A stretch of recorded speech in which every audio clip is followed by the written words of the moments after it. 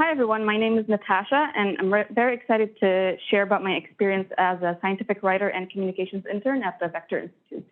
So just to give you a little bit of an intro about myself, I have a background in biology and technical writing, so that's why I was very excited to start this internship at Vector, because I feel like it gives me an opportunity to merge my passions together, so my passion for research and analysis methodology, as well as my passion for creating content and narrating a story effectively in an engaging way.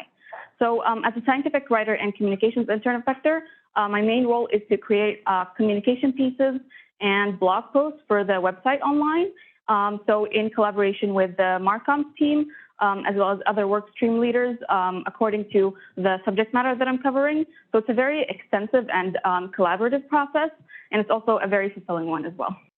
So the internship objectives that I'm going for here is delivering concise and informative content related to latest research developments or workshops and events at Vector, or anything else that warrants further discussion and exposure on the website. And also maintaining an open line of communication and constant contact with members of the Marcom team, as well as my direct manager and other workstream leaders to try to identify opportunities for communication, as well as researching secondary sources and reaching out whenever needed to get feedback or get additional notes or suggestions.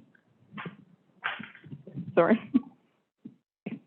So I'm just going to go over the writing process real quick. So it's usually a 4-step process for me. So the first step involves identifying content and communication pieces, such as upcoming events or workshops at Vector, or past events or workshops, as well as conferences, or any researcher developments or researcher paper that deserves further mention and further discussion.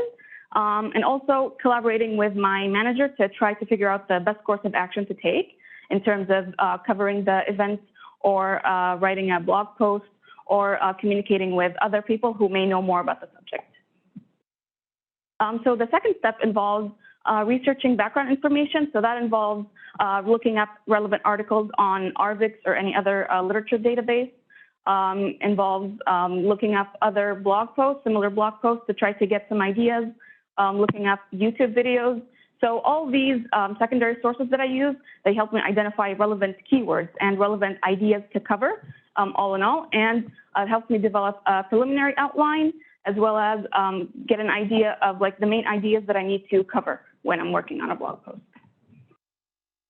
So the third step is the drafting process. So in collaboration with my manager, as well as other work stream leaders, and when it comes to a health article or a research-based article. So it's a lot of collaboration with my manager, as well as the other work stream leaders, to edit, draft, and review other pieces, review my pieces, and to get additional feedback and implement any notes that I can get, as well as trying to draft the perfect narrative for the topic at hand. And then the fourth and final step is actually finalizing the content, polishing it, making sure that it's informative and aligns with Vector's mission and objectives, as well as the communication plans that we have in place. And then coordinating with the Marcoms team to figure out schedules, timelines, and promotions for social media, so promotions for LinkedIn or Twitter or on the website itself. So it's a very collaborative process. It's also very engaging and challenging at times, so it's like a very dynamic situation altogether. So this next part of the presentation, I wanted to talk about something that I usually use when I'm trying to draft and create a blog post, an informative blog post. So it's called SEO, and it's short for search engine optimization. So basically, when we're using SEO strategies and techniques, we're trying to drive more traffic and exposure to the website. So that usually involves creating headings and settings for my blog posts to chunk up the text into digestible pieces, as opposed to just like a huge wall of text. As well as creating relevant keywords.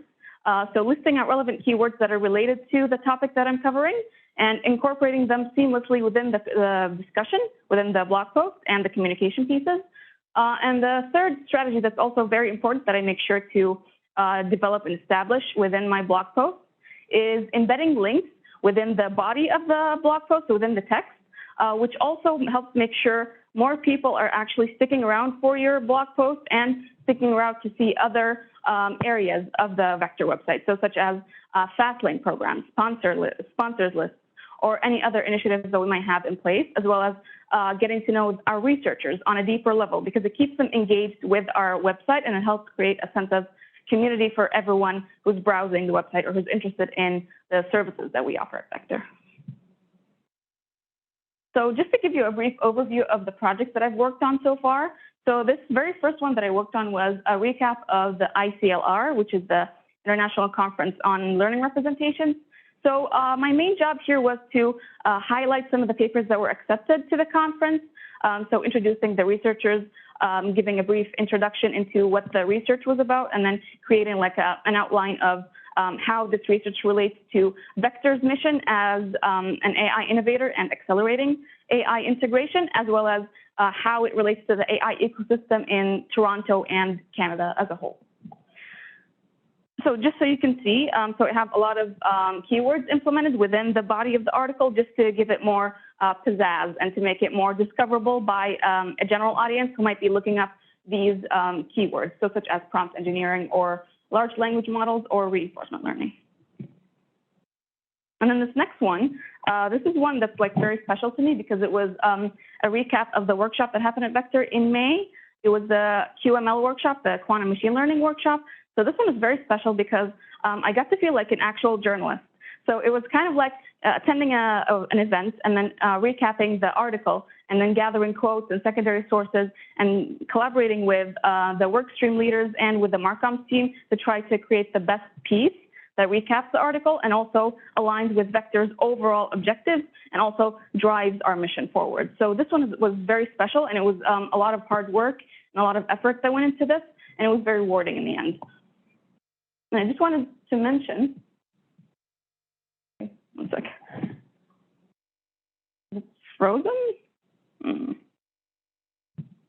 Okay. Thank you. Okay. So I just wanted to mention this quick little story that I have. So when I was working on the introductions for the researchers, so it's really hard to know which credentials to highlight when you're talking about the researchers, because a lot of our Vector researchers are so accomplished in their own right, and they have a lot of credentials that you would like to highlight when you're introducing them. So especially with Alon, there was a lot of different credentials that I wanted to highlight. So if he's like a professor, and he's also a SciFar AI chair, and he's also director of the Acceleration Consortium. So there's like a lot of different credentials that you'd like to use. So it's kind of amusing to try to figure out like which ones to highlight and which accomplishments to actually highlight. So it feels like a credentials roulette, if you will, when you're trying to introduce a researcher and highlighting their research accomplishments. Okay.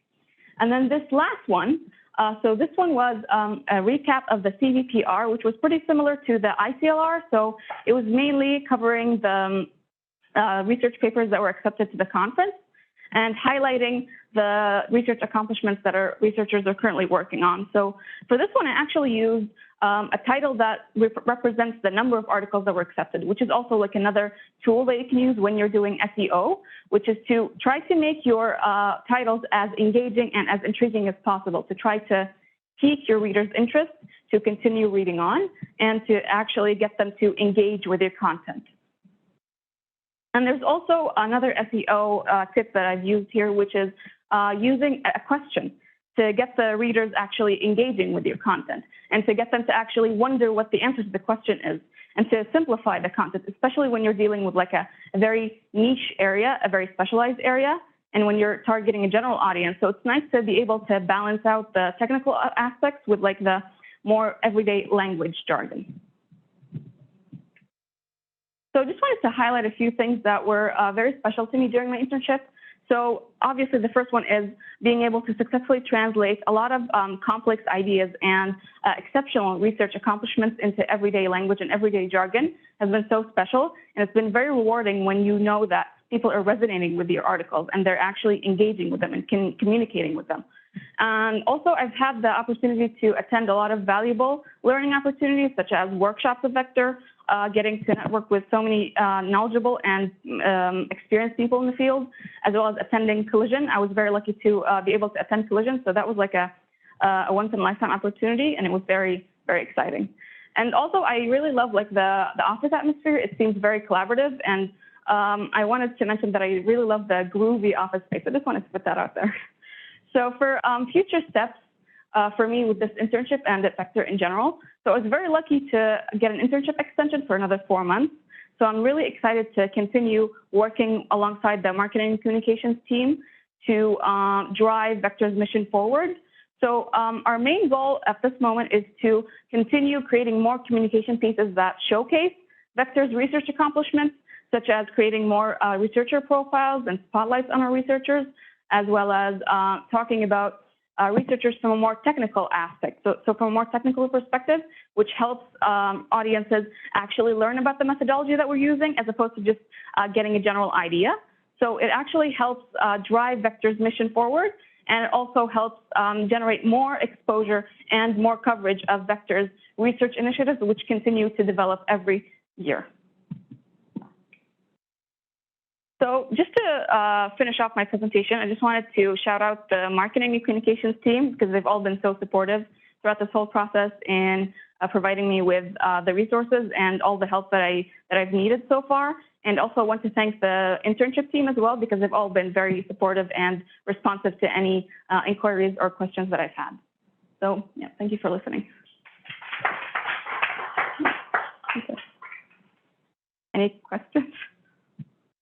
For Alon's piece and blog post, you mentioned like a process involved for deciding which credentials to highlight. Yeah. What was your process? So basically, I worked in collaboration with my manager. So I remember having a discussion about this with my manager, and I jokingly, is it good? Okay. So I jokingly asked him if we should highlight the ones that seemed the fanciest. So sometimes, yeah, he actually mentioned that when we're actually talking about researchers, so since they have like so many different credentials to highlight, so sometimes we alternate. So there's like no particular strategy that we use. So we alternate, and sometimes it depends on like the actual research article that we're going for. So for this one, we actually highlighted the fact that he's aside from the fact that he's a Vector faculty member and a SciFar AI chair, the fact that he's also a professor, which also adds to the credibility of the article and adds to the search engine optimization techniques.